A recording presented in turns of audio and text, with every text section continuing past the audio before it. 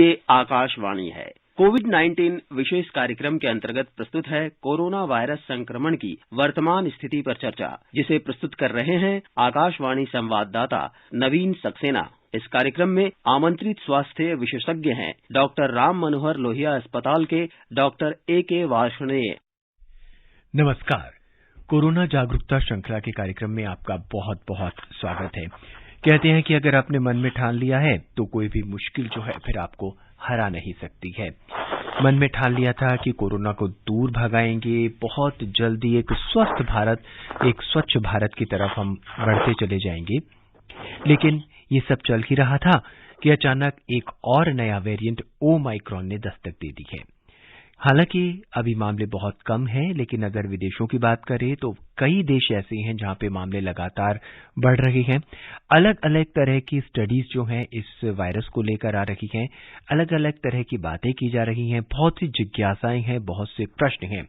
इसके अलावा प्रश्न वो भी हैं जो पुराने कोरोना से जुड़े हुए थे, कोरोना से जुड़े हुए जो मरीज थे जिन्हें ऑक्सीजन की जरूरत पड़ी या जो हॉस्पिटलाइज थे, उनमें अभी कुछ पोस्ट कोविड के लक्षण जो है वो दिखाई दे रहे हैं।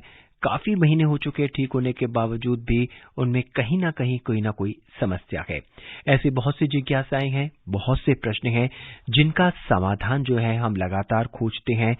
बात करते हैं डॉक्टर से, बात करते हैं स्वास्थ्य विशेषज्ञ से, जो बताते हैं हमें कि किस तरह से हमें इस महामारी से लड़ना है और हमारी बहुत सी भ्रांतियां जो हैं वो दूर करते हैं। हमारे साथ हैं हमारे चिर परिचित डॉक्टर वार्ष्णेय, जो लगातार हमारे साथ इस कार्यक्रम में वर्षों से जुड़े हुए हैं और लगातार हमारी समस्याओं का समाधान करते हैं। आज फिर वही हमारे साथ है। डॉक्टर साहब, स्वागत है आपका। धन्यवाद जी। आप डॉक्टर साहब, ओमाइक्रॉन अब लगातार तेजी से पांव पसार रहा है, जैसे कि हम देख रहे हैं। केसेस जो है, मामले जो है बढ़ते जा रहे हैं, भले ही हम दिल्ली की बात करें या देश के अन्य राज्यों की बात करें। अब ऐसे में बहुत ही साधारण और बहुत ही बेसिक सवाल जो है एक बार फिर मन में कौंधे लगा है कि अब हमें क्या करना है। देखिए, बिल्कुल आपका जो क्वेश्चन है बहुत ही अच्छा क्वेश्चन है, और जैसे हर बार है कि जो वायरस है वो अपने कैरेक्टर चेंज करता रहता है, लेकिन बचाव का तरीका, चूंकि जो भी ये रेस्पिरेटरी वायरस है, और जैसे हम पिछले करीब 1.5 साल से लगभग यही बात कर रहे हैं, और ये जो हमारे नाक और मुंह से ही हमारे रेस्पिरेटरी ट्रैक्ट में जाएगा जी, तो उसे हमें बचाना है। और बचाने की बात हमेशा से कही गई कि भाई एक मास्क जरूर पहनिए, एक अच्छी क्वालिटी का मास्क पहनिए और उससे अपने नाक और मुंह को अच्छी तरीके से ढकिए, सामाजिक दूरी जितना पॉसिबल है बना के रखिए, और अपने हाथों की सफाई का ध्यान रखिए। तो यही हमारे सुरक्षा कवच है, और ये सुरक्षा कवच हमें चाहे वो कोई सा भी वेरिएंट आए, इससे पहले भी इस वायरस के कई वेरिएंट आए हैं, अभी ये वेरिएंट चल रहा है और निकट भविष्य में हो सकता है और भी वेरिएंट आते रहे, लेकिन बचाव का सबका तरीका ये कि हमें अपनी सुरक्षा को चूक नहीं करनी। और दूसरे जिनका वैक्सीनेशन हो गया बहुत अच्छी बात है। लगभग जैसे आज की हम बात करें तो लगभग हमारे देश के 55% लोग जो इस चीज के लिए उपयुक्त हैं उनका वैक्सीनेशन दोनों डोज हो गई हैं, और लगभग 83-84% लोगों को सिंगल डोज मिल गई है एडल्ट को।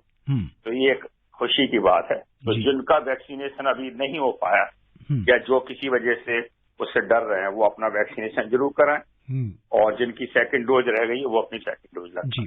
ये 2 चीजें करके हम इस वायरस के किसी भी रूप से अपने को बचा जी। डॉक्टर साहब, लगातार मास्क की हम बात कर रहे हैं, ओमिक्रॉन से भी बचाव के लिए मास्क की बात की जा रही है।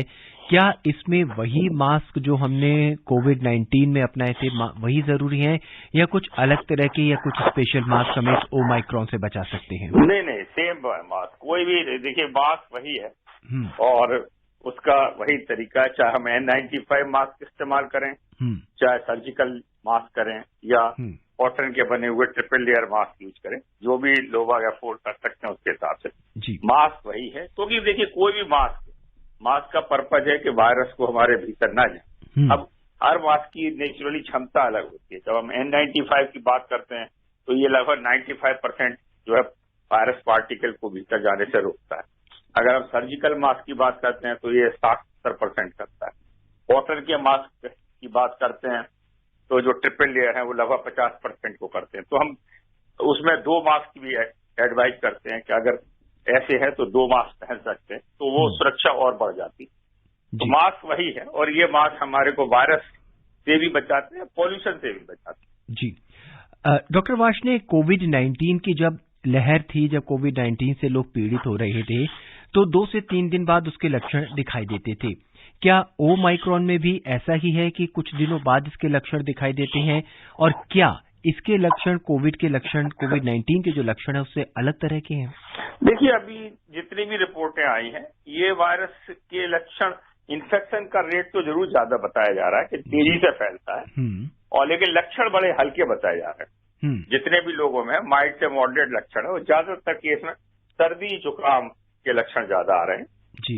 और वायरस जैसे एक बार हमारे शरीर में प्रविष्ट होता है तो ये 3 से 5 दिन लेता है अपने ग्रोथ होने में, और उसके बाद हल्के लक्षण, जैसे कई बार तो साधारण सर्दी जुकाम बुखार के ही जाए, अगर हम टेस्ट करते हैं तो फिर वो हमें पता लगता है कि भाई ये कोविड वायरस है, और ये कोविड का दूसरा स्वरूप है जिसको हम ओमिक्रॉन के नाम से जानते हैं। जी डॉक्टर, ऐसे में हमें किस तरह की और खास सावधानियां, या घर में किस तरह की और सावधानियां बरतनी चाहिए, क्योंकि मौसम बहुत बदल रहा है, ठंड का मौसम है इस समय पूरे उत्तर भारत में, तो क्या ये मौसम इस वायरस को फैलने में सहायता करेगा? देखिए, कोई भी वायरस जो रेस्पिरेटरी वायरस है, ये भी एक रेस्पिरेटरी वायरस है, और खासतौर से ये जो मौसम होता है जिस समय हमारी ठंड बढ़ जाती है, पॉल्यूशन लेवल भी बढ़ जाता है, तो हर तरीके के रेस्पिरेटरी वायरस एक्टिव हो जाते हैं। जो साधारण खांसी जुकाम बुखार इस समय लगातार होते रहते हैं, और ये वाला वायरस जो कोविड है ये भी रेस्पिरेटरी वायरस है। तो सभी वायरस के लिए मौसम थोड़ा उपयुक्त होता है। तो इनसे बचाव का तरीका वही है कि हम एक तो खराब अगर मौसम है तो उसमें कम से कम अपने को एक्सपोज करें, और अनावश्यक रूप से जैसे जहां पे भी भीड़ भाड़ वाले इलाके हैं, अगर जरूरत नहीं है तो उससे अपने को रोकें, और अगर घर के बाहर हम निकलते हैं तो अच्छी तरीके से मास्क लगा के पहने, और जाएं अपने वर्क प्लेस पे या रास्ते में जहां कहीं भी जाते हैं या खरीदारी करने जाते हैं, अगर जरूरत है तो जरूर जाना पड़ेगा, लेकिन उसमें अपनी सुरक्षा के लिए मास्क कभी भी ना उतारें, और जब घर पे आए तो मास्क को प्रॉपर तरीके से डिस्पोज करें।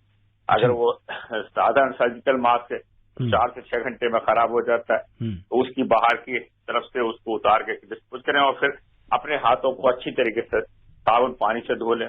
अगर बाहर जैसे मार्केट में जाते हैं और आपके पास वहां पर साबुन पानी का इंतजाम नहीं होता, तो जो एल्कोहल बेस्ड सैनिटाइजर होते हैं जिसमें 70% से ज्यादा एल्कोहल है, वो अपने साथ रखें। और अगर आपको लगता है कि किसी गंदी चीजों से आपके हाथ छू गए तो उससे अपने हाथ को साफ कर लें, और कभी भी अपने गंदे हाथों को नाक, मुंह और आंख, इन 3 चीजों पर ना लगाएं, क्योंकि वायरस इन्हीं 3 रास्तों से हमारे शरीर में प्रवेश करता है। जी डॉक्टर वार्ष्णेय, किसी व्यक्ति को अगर कोई सर्दी खांसी जुकाम या फिर बुखार होता है तो उसे कितने दिन के बाद ओमाइक्रॉन का टेस्ट करवाना चाहिए? नहीं, देखिए, टेस्ट कराना इतना आवश्यक नहीं है। अगर सर्दी खांसी जुकाम बुखार है तो ज्यादातर केस में तो ये उतर जाता है। हालांकि वही जो हम बात कहते हैं कि अगर आपको 4-5 दिन के बाद अगर बुखार आ रहा है या तेज मान लीजिए बुखार है, या सांस लेने में तकलीफ शुरू हो जाए, अगर बुखार बढ़ता चला जा रहा है तो 5 से 6 दिन के बाद अगर बुखार बहुत ज्यादा बढ़ रहा है, सांस लेने में तकलीफ हो रही है, या उल्टी दस्त लग गए हैं और इसे, तो फिर आप जरूर जाएं डॉक्टर के पास, और वो आपका टेस्ट करेंगे। लेकिन हर व्यक्ति को जिसको ये हो रहा है उसे टेस्ट कराने की जरूरत नहीं है, लेकिन बचाव की जरूरत है। क्योंकि देखिए, इसमें ज्यादातर मैंने कहा कि साधारण लक्षण होते हैं। अगर आप अपने को आइसोलेट कर देते हैं, जब भी आप इस तरीके से, जैसे आपको सर्दी खांसी जुकाम बुखार है, तो अभी तो स्कूल तो देखिए सरकार ने फिर से बंद कर दिए, लेकिन हम लोग जो एडल्ट हैं वर्क प्लेस पे जा रहे हैं, अगर उस समय हम बीमार हैं तो बेस्ट है कि आप अपने वर्क प्लेस पे ना जाएं, अपने को अपने घर में आइसोलेट कर दें, क्योंकि आपको हो सकता है उससे कोई ज्यादा परेशानी ना हो, लेकिन आप दूसरे स्वस्थ व्यक्तियों को वो इन्फेक्शन फैला सकते हैं। तो जब आप बीमार हैं तो जब तक स्वस्थ नहीं हो जाते तब तक अपने को आइसोलेट करें। अगर घर में अगर आपको आइसोलेशन की जगह है, एक सेपरेट रूम है जिसमें सेपरेट वॉशरूम है, तो बेटर है कि आप उसमें रखें, और फिर घर के भीतर भी उस समय आप अपने को मास्क पहनें, और जो अपने घर के और सदस्य हैं उनसे भी दूरी बना के रखें, जिससे उनको भी इन्फेक्शन ना हो। और चूंकि इन्फेक्शन बहुत माइल्ड है और ज्यादातर केस में 5-7 दिन में ये अपने आप ही सबसाइड कर जाएगा, तो चिंता की कोई बात नहीं। हाँ, जो वार्निंग सिम्टम है वो हमने जरूर बताया है कि अगर आपको सांस लेने में तकलीफ हो जाती है, आपको चक्कर आने लगते हैं, आपको उल्टी दस्त लग जाते हैं या बुखार बहुत तेज बढ़ने लगता है, तो फिर तुरंत डॉक्टर के पास जाएं और जैसे उनकी सलाह है उसके हिसाब से अपनी जांचें करें। जी, कार्यक्रम में हम चर्चा जारी रखेंगे। पहले श्रोता हमसे जुड़ चुके हैं महाराष्ट्र के ठाणे से। हमारे नियमित श्रोता हैं गुरुनाथ जी। गुरुनाथ जी, स्वागत है आपका। Hello hello. हाँ जी सर। हाँ गुरुनाथ जी, स्वागत है आपका। क्या जानना चाहते हैं? जी सर, नमस्कार। नमस्कार। हाँ सर, मेरा क्वेश्चन है सर, ये जो बच्चों के टीका करने के बाद ये जो वैक्सीनेशन सर, ये जो जायकोडी के बारे में जो सर, क्या ये अभी रेडी है और देने का काम कब तक चालू होएगा? और सर दूसरा सवाल मेरा है, अभी सीरम इंस्टीट्यूट के जो ऑनर है उन्होंने जो प्रेस कॉन्फ्रेंस में कहा था कि 3 साल के ऊपर के बच्चों को भी वैक्सीनेशन मतलब वैक्सीन बनाने का काम चालू हो गया है। और सर हेलो। हाँ जी, कहिए। हाँ सर, ये अभी पिछले टाइम सर ये बेंगलोर में एक स्कूल के 90-100 बच्चे इन्फेक्टेड हुए थे। हाँ जी। तो ये वैक्सीनेशन बच्चों का सर कब तक चालू रहेगा? और बच्चों में जो बच्चे इन्फेक्टेड होते हैं सर, क्या नेचुरली इनके शरीर में जो इस रोग से लड़ने की जो शक्ति होती है, क्योंकि सीवियर प्रॉब्लम देखा नहीं जाता है बच्चों में। तो सर थैंक यू जी। देखिए, इनके सवाल बहुत ही अच्छे हैं और जैसे ये ठीक कह रहे हैं कि पहले जो है रिसर्च हुई थी और जो 12 से 18 साल के बच्चों पे इस पे उन्होंने कहा था कि प्रभावी पाई गई है और सुरक्षित भी पाई गई है। इसके अलावा जो कोवैक्सीन वैक्सीन थी वो भी भारत सरकार के कुछ सेंटरों पे इस पे जांचें हुई थी, बच्चों को दी गई थी और उसमें 3 ग्रुप में दी गई थी। 2 से लेके जो है वो 6 साल 2 से लेकर 6 साल के बच्चों, 6 साल से 12 साल के बच्चे और 12 से 18, और उसमें उपयोगी पाई गई और सुरक्षित। लेकिन इस पे जो एक्सपर्ट कमेटी है भारत सरकार की, वो इस पे लगातार अध्ययन कर रहे हैं, क्योंकि चूंकि बच्चों का मामला है तो ये पूरी तरीके से निश्चित करना चाहते हैं कि किसी तरीके से बच्चों को नुकसान ना हो। तो एक्सपर्ट कमेटी के रिकमेंडेशन कभी भी आ सकते हैं और एक बार एक्सपर्ट कमेटी के रिकमेंडेशन आ गए तो ये बच्चों का टीकाकरण शुरू हो जाएगा।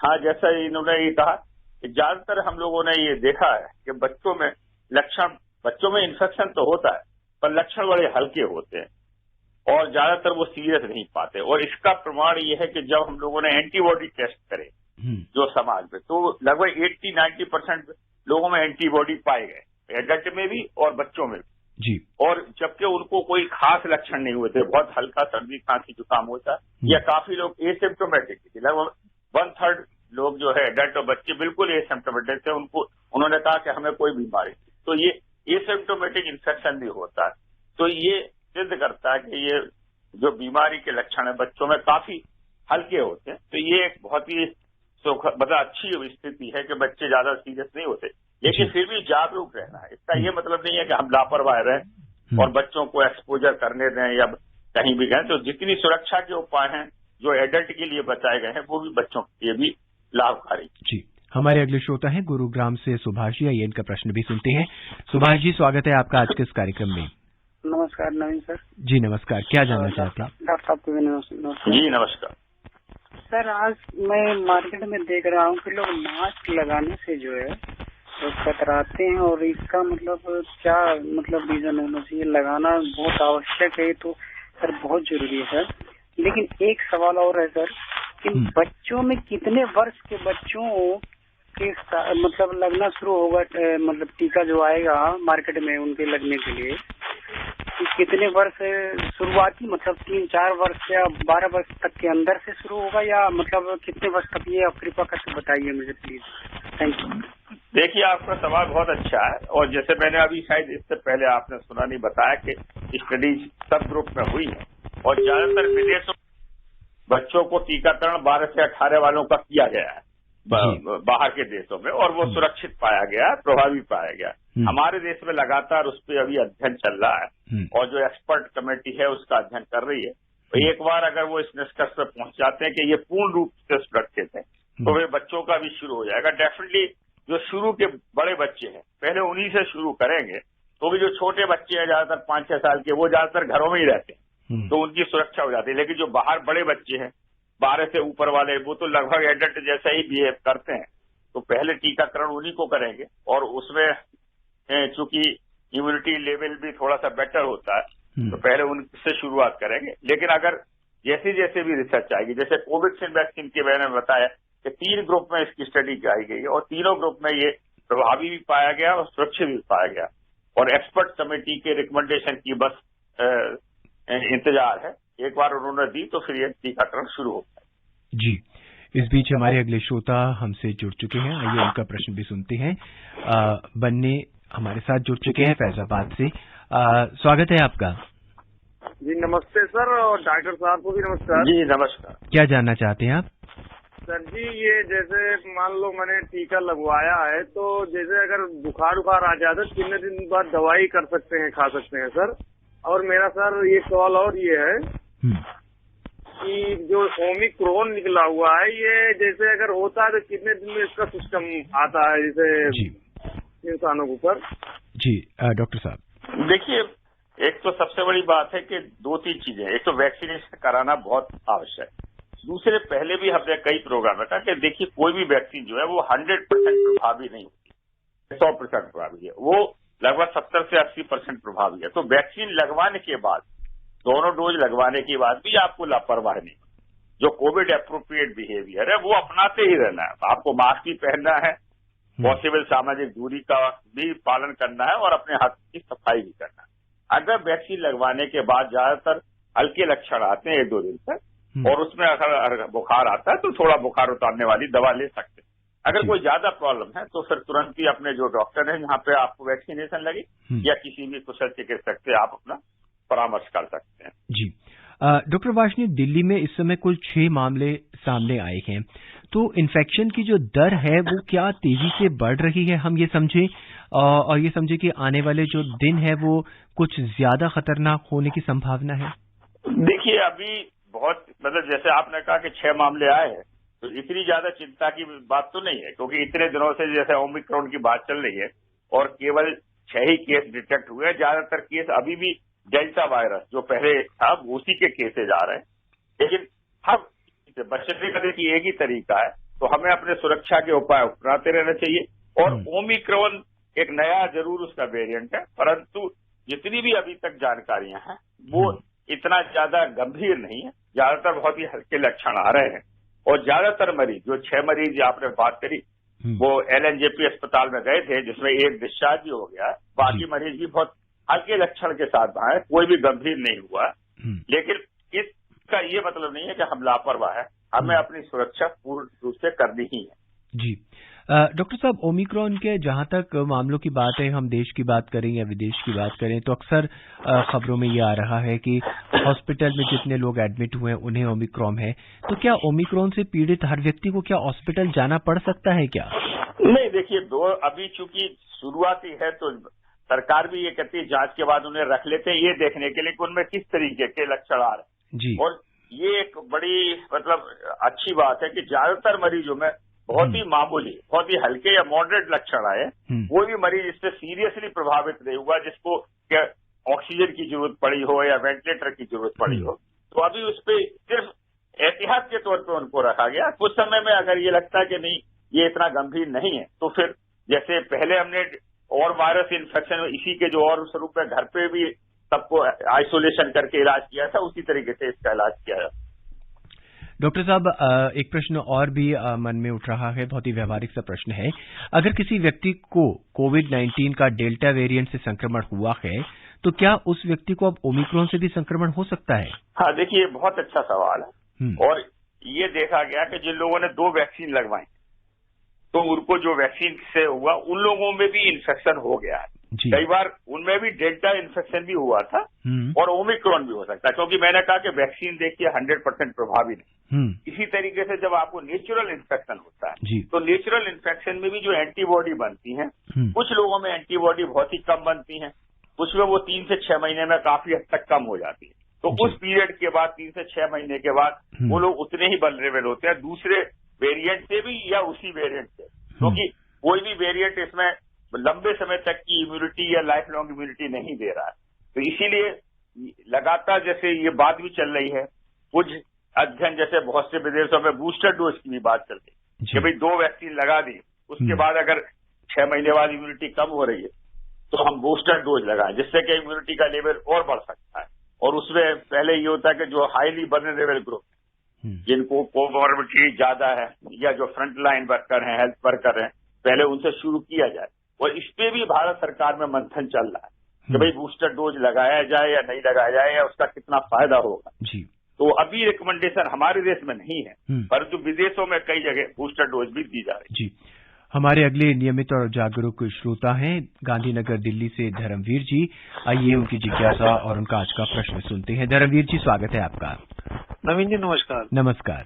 मैं धर्मवीर गांधीनगर दिल्ली से बोल रहा हूँ। डॉक्टर साहब नमस्कार। जी नमस्कार। डॉक्टर साहब, ये अभी जो नया वायरस है ओमिक्रॉन है जी, हाँ, तो ये जो नामकरण होता है, ऐसे नाम delta plus, delta, gamma, beta, तो ऐसे जो नामों की जो व्याख्या करी जाती है, क्या, कहाँ, कैसे करी जाती है, और इसके ऊपर जो वायरस का वैक्सीन जो निकली है, इसके ऊपर भी और कोई नया शोध हुआ है? इसके ऊपर हमारे जो डॉक्टर जो मेहनत कर रहे हैं, इनमें क्या नया उन्होंने कुछ और ताकतवर वैक्सीन इजाद करने की कोशिश कर रहे हैं? इसके बारे में थोड़ी जानकारी दें सभी को।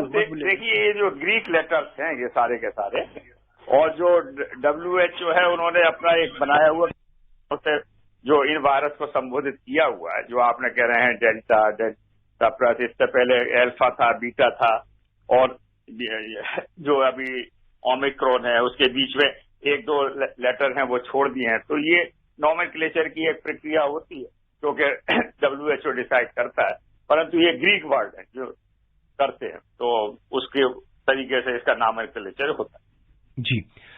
डॉक्टर, इससे या किसी भी और वायरस से बचने के लिए स्वस्थ रहना, स्वच्छ रहना, इनके अलावा भी और क्या क्या सावधानियां होनी चाहिए? सबसे बड़ा तो ये है कि हम अपनी नेचुरल इम्यूनिटी बढ़ाएं, क्योंकि ये बहुत जरूरी है किसी भी वायरस, किसी भी इन्फेक्शन से लड़ने के लिए, चाहे वो वायरस इन्फेक्शन हो, बैक्टीरिया रहता है। और उसके लिए बहुत आवश्यक है कि हम नियमित रूप से हर व्यक्ति अपनी वर्जिश करें, थोड़ी सी एक्सरसाइज करें, आधा घंटे, पौन घंटे। अगर हम योगा कर सकते हैं तो योगा करें। अगर हमको अच्छा खान पीन रखें जिसमें जो हमारी इम्यूनिटी बढ़ाने वाली चीजें होती हैं, जिसमें प्रोटीन की चीजें होती हैं, दूध है, दही है, दालें हैं, सोयाबीन है। अगर नॉन वेजिटेरियन के जो लोग शौकीन हैं वो अच्छा पकाया हुआ है तो अंडा, मांस, मछली भी खा सकते हैं। हरी सब्जियां जरूर खाएं। ऐसे जो सिट्रस फ्रूट होते हैं जिनमें विटामिन सी होता है, जैसे आंवला है, नींबू है, अमरूद है, संतरा है, मौसम्बी है, तो ये चीजों का इस्तेमाल करें। ये हमारी इम्यूनिटी बढ़ाते हैं। जो चीजें इम्यूनिटी घटाते हैं, जैसे स्मोकिंग है या शराब है, उनका कभी भी सेवन ना करें। तो एक तरीके से हमें इम्यूनिटी बढ़ाने वाली चीजों का उपयोग करना है। जो इम्यूनिटी हमारे प्रभावित करती हैं उनको नहीं लेना है। रेगुलर एक्सरसाइज करनी है। और जो हमारे सीनियर सिटीजन या जो गंभीर बीमारियों जैसे diabetes, blood pressure, heart disease, asthma या ऐसी बीमारियों से प्रभावित, किडनी की बीमारी, वो अपना रेगुलर चेकअप कराते रहें और अपने डॉक्टर के सलाह के हिसाब से अपनी दवाइयों को नियमित रूप से लेते रहें। क्योंकि जो वल्नरेबल व्यक्ति हैं वो डेफिनेटली उनको इन्फेक्शन होने की संभावना ज्यादा रहती है, क्योंकि उनका इम्यूनिटी लेवल कम होता है। और ऐसे लोग अपने को और भी ज्यादा सुरक्षा के उपाय अपनाएं। बहुत ही आवश्यक हो तभी घर के बाहर निकलें, नहीं तो घर के भीतर ही रहें। और अगर वर्क प्लेस पे अपने जाते हैं तो अपने मास्क वगैरह को ढंग से पहने। जहां तक ट्रांसपोर्ट की बात है, अगर वो इंडिविजुअल ट्रांसपोर्ट अफोर्ड कर सकते हैं तो अच्छी बात है। अगर पब्लिक ट्रांसपोर्ट में है तो वहां पे सामाजिक दूरी बनाए रखना तो बड़ा मुश्किल, लेकिन अपनी नाक और मुंह पे अच्छा मास्क जरूर पहन के रखें जी। तो ये सब हम अगर उपाय करेंगे तो केवल यही वायरस नहीं, और भी जो रेस्पिरेटरी वायरस है उससे भी बचेंगे। और ये पॉल्यूशन, खासतौर से जो नॉर्थ इंडिया की साइड में पॉल्यूशन बहुत जाता है, उससे भी बचाव में हमें फायदा करता है। इवन पीछे बार देखा गया है रिसर्च में कि जब हम लोगों ने कंपलसरी सब लोगों ने मास्क पहना तो जो ट्यूबरकुलोसिस की बीमारी है, जो बैक्टीरियल बीमारी है, और वो भी हमारी सांस के द्वारा फैलती है, उसके भी केसेज काफी कम हो गए। तो वो उसका एंसिलरी फायदा हुआ।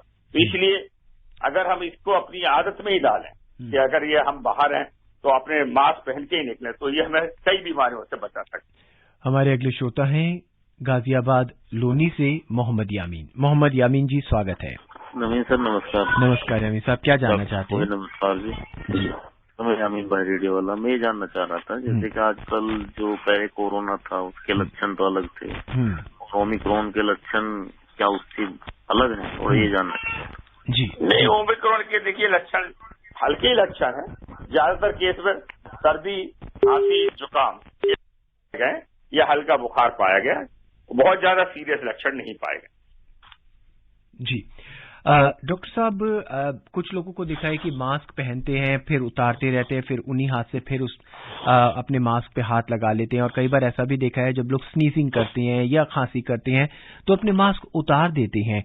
ऐसे में फिर मास्क लगाने का क्या फायदा रहता है, हम आपसे जानना चाहेंगे। हाँ, देखिए ये काफी मतलब चिंता की बात होती है कि जो मास्क लगाते भी हैं तो प्रॉपर तरीके से नहीं लगाते, या तो वो अपने जो है वो मुंह पे लगा लेते हैं, नाक को छोड़ देते हैं, या ठुड्डी पे लगा लेते हैं, नाक मुंह दोनों को छोड़ देते हैं, या बार बार उसको ऊपर नीचे करते रहते हैं। तो ये बहुत गलत है, क्योंकि इससे इन्फेक्शन फैलने का खतरा उतना ही ज्यादा रहेगा जितना बिना मास्क लगाए। तो जब मास्क हम लगाते हैं तो प्रॉपर तरीके से लगाएं, उसको नाक और मुंह को हमेशा ढक के रखें, बार बार उस मास्क को नहीं छुएं, क्योंकि देखिए अगर कोई वायरस है तो वो हमें बाहर, ये समझिए कि प्रोटेक्शन क्या है, मास्क हमारा बाहर से कर रहा है, और वो जो वायरस के पार्टिकल हैं वो बाहर उसके मास्क के हो सकते हैं। अगर हम मास्क को बाहर से छूते हैं और फिर उन्हीं से अपने नाक मुंह से, तो वो वायरस हमारे शरीर में प्रवेश कर सकता है।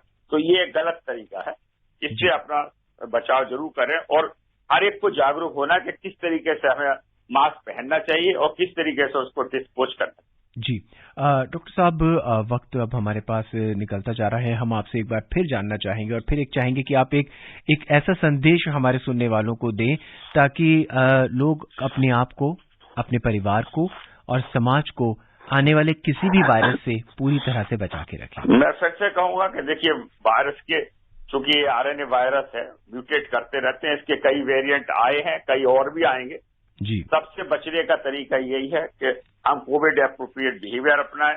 अगर हम वैक्सीनेशन के लिए उपयुक्त पाते हैं तो अपना वैक्सीनेशन जल्दी से जल्दी पूरा कराएं, और अगर अनावश्यक रूप से भीड़ भाड़ वाले इलाकों में ना जाएं, अनावश्यक रूप से जो है जहां पे ज्यादा जरूरी नहीं है वहां पे ना जाएं, और अपने हाथों की लगातार सफाई करते रहें। स्वस्थ जो है अच्छा भोजन, गर्म स्वास्थ्य भोजन इस्तेमाल करें, और इम्यूनिटी बढ़ाने वाली चीजें करें, रेगुलर अपनी हल्की एक्सरसाइज करते रहें। ये सब हम करेंगे तो अपने को वायरस या और अन्य सभी बीमारियों से बचा सकते। जी, और डॉक्टर साहब विशेषकर सर्दी के लिए क्या कुछ खास कहना चाहेंगे जो मौसम चेंज है? सर्दी में देखिए जब मौसम बहुत खराब है तो कई लोगों को सुबह घूमने की आदत होती है, लेकिन इस समय मौसम बहुत खराब है, ठंड बहुत होती है, पॉल्यूशन का लेवल होता है, तो ऐसे में ना जाएं। जब मौसम अच्छा हो जाता है, जब धूप निकल आती है उस समय जाएं, क्योंकि खासतौर से हम लोगों ने देखा कि जो मॉर्निंग वॉक वाले लोग हैं वो हमेशा मॉर्निंग वॉक सोचते हैं कि उसी में ही फायदा होगा, तो ऐसे मौसम में जरूरी नहीं है कि उन्हें फायदा हो, बल्कि नुकसान हो सकता है, तो उससे अपने का बचाव करें। अगर बच्चे घर के बाहर जा रहे हैं, अभी तो चूंकि स्कूल बंद है, बच्चे जा रहे हैं तो उनको भी अच्छी तरीके से कान वगैरह सब ढक के रखें अपने चेहरे को, और मास्क वगैरह जो पहने वो पहने। और अगर कोई व्यक्ति अस्थमा या सांस की बीमारियों से ग्रसित है तो वो ऐसे मौसम को अवॉइड करे और अपनी रेगुलर मेडिकेशन है वो ले। जी, डॉक्टर वार्ष्णेय, हमसे जुड़ने के लिए और अपनी विशेष राय हमारे साथ साझा करने के लिए आपका बहुत बहुत धन्यवाद। जी धन्यवाद। आज के इस अंक में बस इतना ही। मुझे यानी नवीन को दें इजाजत। नमस्कार।